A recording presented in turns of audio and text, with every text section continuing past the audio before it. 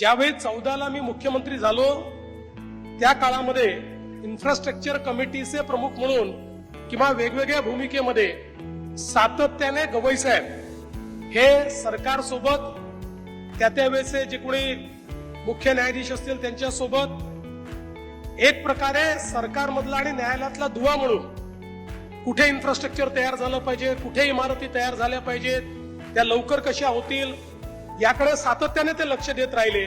सर्वोच्च न्यायालयात गेल्यावरही त्यांनी ते लक्ष सुरूच ठेवलं आणि अर्थातच सरन्यायाधीश झाल्यानंतरही महाराष्ट्रातल्या न्यायालयीन इन्फ्रास्ट्रक्चरकडे सातत्याने त्यांचं लक्ष राहिलं. आणि याचाच परिणाम आहे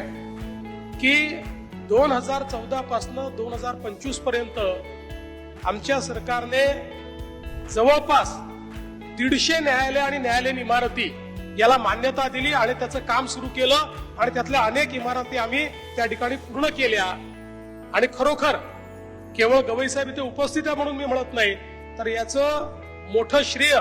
हे गवई साहेबांना त्या ठिकाणी जातं की त्यांनी सातत्याने या संदर्भात सरकारसोबत संवाद करून आणि त्यातल्या अडचणी दूर करून या सगळ्या गोष्टी